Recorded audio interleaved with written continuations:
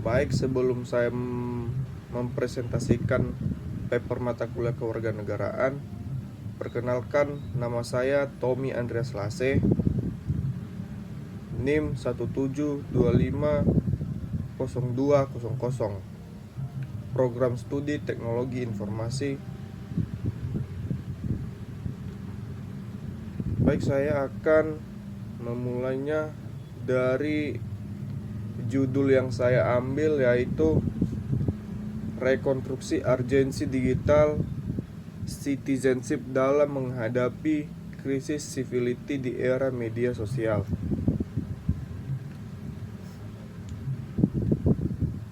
Yang pertama itu abstraknya, perkembangan teknologi informasi telah menggeser ruang publik dari fisik ke digital. Namun transformasi ini diiringi oleh penurunan kualitas civility atau keberadaban warga negara digital netizen yang ditandai dengan maraknya hoaks, ujaran kebencian, dan polarisasi digital. Dan paper ini bertujuan untuk menganalisis tantangan kewarganegaraan di era digital dan merumuskan urgensi rekonstruksi pendidikan. Digital citizenship berbasis nilai-nilai Pancasila. Metode yang digunakan adalah studi literatur kualitatif. Hasil pembahasan menunjukkan bahwa kewarganegaraan digital bukan sekadar kemampuan teknis mengoperasikan gawai, melainkan tanggung jawab moral dan etis. Diperlukan sinergi antara literasi digital dan penguatan karakter bangsa untuk menciptakan ruang cyber yang sehat dan beradab. Itu kan kata kuncinya: kewarganegaraan digital, civility, media sosial, dan Pancasila. Dan pendahuluannya, yang pertama, pendahuluan yang mempunyai satu latar belakang, yaitu esensi dari kewarganegaraan adalah hak, kewajiban, dan tanggung jawab individu sebagai bagian dari suatu negara. Namun realitas digital saat ini menunjukkan anomali. Berdasarkan laporan Digital Civility Index atau DCI, tingkat kesopanan netizen di beberapa negara termasuk Indonesia seringkali berada di peringkat mengkhawatirkan. Ruang digital yang seharusnya menjadi sarana diskusi yang mencerahkan justru kerap dipenuhi oleh, yaitu poin pertama yaitu cyberbullying atau perundungan cyber, dan yang kedua penyebaran berita hoax. Dan poin terakhir atau ketiganya, polarisasi politik yang tajam akibat algoritma echo chamber. Krisis civility keberadaban ini juga mengancam integrasi sosial dan nilai-nilai luhur kewarganegaraan. Oleh karena itu, konsep digital citizenship mendesak untuk direkonstruksi agar warga negara tidak hanya cerdas secara digital, tetapi juga berkarakter. Dan poin keduanya dari rumusan masalah, yaitu satu, bagaimana krisis civility terjadi di ruang media sosial saat ini, dan keduanya, bagaimana konsep digital citizenship yang ideal untuk mengatasi krisis tersebut. Baik. Dan yang kedua, tinjauan pustaka. Kewarganegaraan digital atau digital citizenship. Menurut Mike Reibel 2015, kewarganegaraan digital adalah norma-norma perilaku yang sesuai dan bertanggung jawab terkait dengan penggunaan teknologi. Reibel membaginya ke dalam beberapa aspek penting, termasuk akses digital, komunikasi, literasi, dan etiket dan hukum digital. Bagian 2-nya, keberagaman civility dalam ruang publik. Dalam teori ruang publik,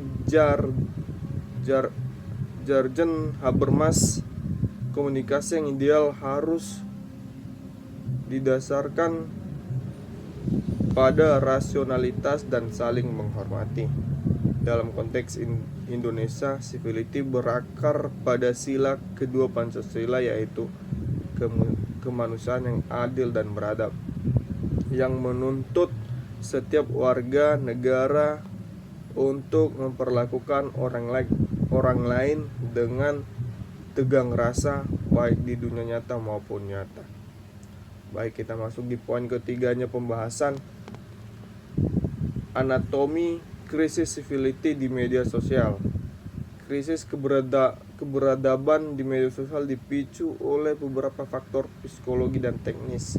Yaitu dia mempunyai dua poin, yaitu efek disinhibisi toksik atau toxic disinhibition effect, yaitu sifat media sosial yang semi anonim membuat seseorang merasa tidak terlihat. Hal ini mengurangi rasa takut akan sanksi sosial, sehingga seorang dengan mudah melontarkan makian yang tidak akan berani mereka katakan secara langsung. Dan poin kedua dan poin terakhirnya, algoritma media sosial. Algoritma platform digital dirancang untuk mengejar engagement atau keterlibatan. Konten yang memicu kemarahan dan kontroversi cenderung lebih cepat viral, yang secara tidak langsung menyuburkan polarisasi. Dan bagian keduanya, bagian pembahasan kedua, yaitu pilar digital citizenship berbasis karakter bangsa. Untuk mengatasi krisis ini, digital citizenship tidak boleh hanya diajarkan sebagai keterampilan teknis atau hard skill, melainkan harus diintegrasikan dengan soft skill kewarganegaraan.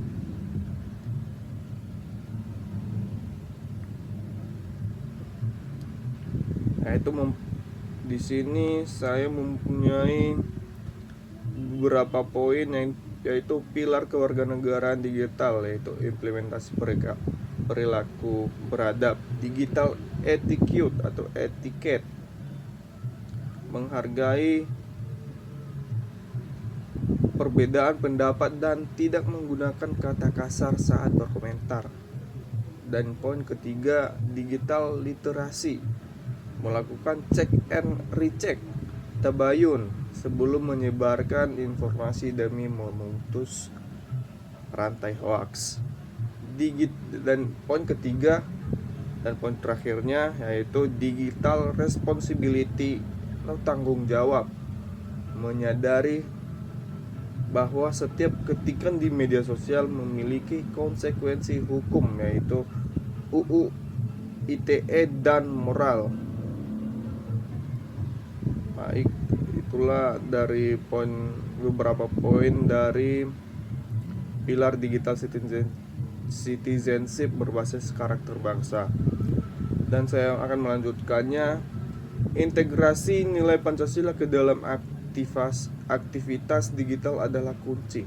Sila ketiga, yaitu persatuan Indonesia, harus menjadi kompas agar tidak menciptakan perpecahan digital. Dan sila kelima, keadilan sosial, memastikan kita tidak merenggut hak kenyamanan digital orang lain melalui perundungan. Baik, kita masuk di kesimpulan dan saran. Kesimpulan dari ini yaitu menjadi warga negara yang baik di era modern tidak lagi cukup hanya dengan taat hukum di dunia fisik. Ruang digital menuntut tanggung jawab yang sama besarnya. Krisis civility di media sosial adalah alarm keras bahwa pendidikan kewarganegaraan harus bertransformasi secara masif ke arah digitalisasi yang humanis. Saran mempunyai 2 poin, yang pertama, pemerintah dan lembaga pendidikan. Kurikulum pendidikan kewarganegaraan di sekolah dan perguruan tinggi harus memasukkan materi digital citizenship secara eksplisit dan praktis. Dan poin kedua dan terakhir,